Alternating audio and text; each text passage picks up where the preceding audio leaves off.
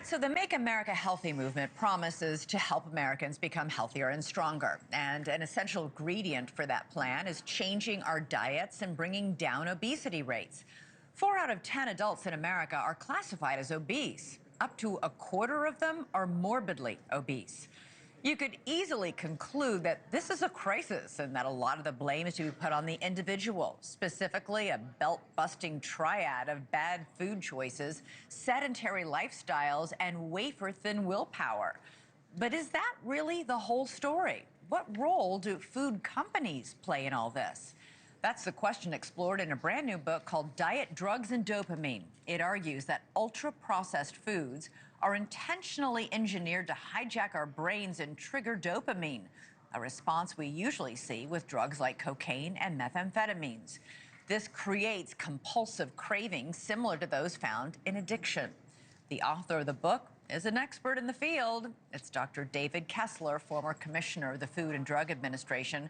Dr. Kessler, great to have you here. You call this a health catastrophe. How did obesity rates jump from 13% in the 1960s to 42% now? We took fat, sugar, and salt, put it on every corner, made it available 24/7, made it socially acceptable to eat any time. We're living in a food carnival. What did we expect to happen?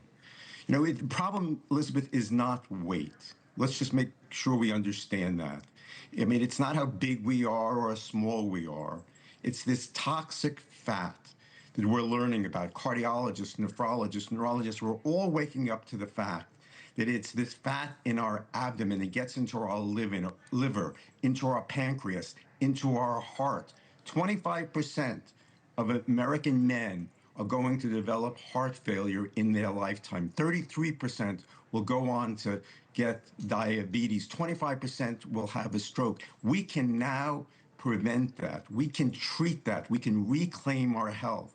But the problem is these ultra-formulated foods, they're addictive, and we can finally do something about it. What is the difference between ultra-processed foods and ultra-formulated foods? When you talk about ultra-processed, you think of preservatives or stabilizers or emulsifiers.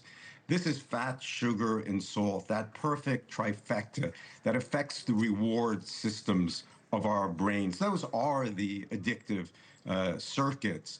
It's not like amphetamine or cocaine, but, I certainly use food. When I had the opportunity to run Operation Warp Speed, after that, I found myself some 40 pounds heavier.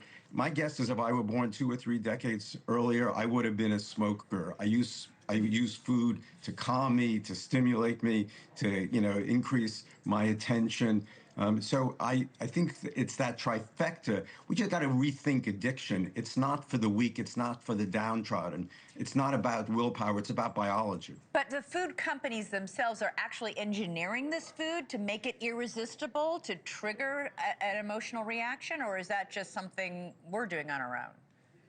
They will say they're just, designing food to give you what you want, that perfect bliss point. But that bliss point is triggering the reward system. And again, let's make sure we understand the problem. The enemy is not food. The problem is these ultra-formulated foods, these foods that don't occur in nature. And it's the fat, sugar, and salt. That's what's driving this compulsive overeating. One last question to you, because these obviously, Ozempic and this whole class of, GLP-1 drugs have become incredibly hot in this country and around the world. There's now a federal study underway by the National Institute on Alcohol studying these kinds of GLP-1 drugs on alcoholics, specifically people who are not overweight, but who are genuinely addicted to alcohol.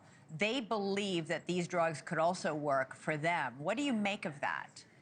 I think we still need a couple of years of study. The data's coming in. Think of it this way. There are these addictive circuits. They're part of all of us. That alcohol, smoking, these ultra-formulated foods. But we also have these aversive circuits. And what these GLP-1 drugs do is they end up slowing down the rate of food through your stomach. So it pushes you to that edge of nausea, so they counterbalance. those reward circuits. We'll see whether it works for alcohol. Yeah, that all sounds tremendously unpleasant, actually. I have to be honest, Dr. Kessler, the other night I was Googling how do I, what kind of bread can I buy that doesn't have all that junk in it?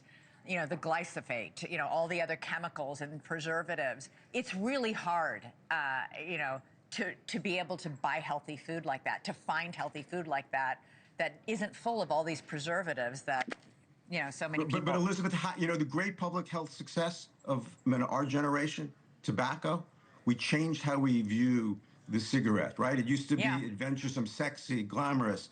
We changed it to what it was, a deadly, disgusting product. Change how we view food. Okay. And we'll be able to regain our health. Dr. Kessler, thank you so much. Thank you for watching. Subscribe below and download our NewsNation app right now on your phone, and you will get fact-based, unbiased news for all Americans.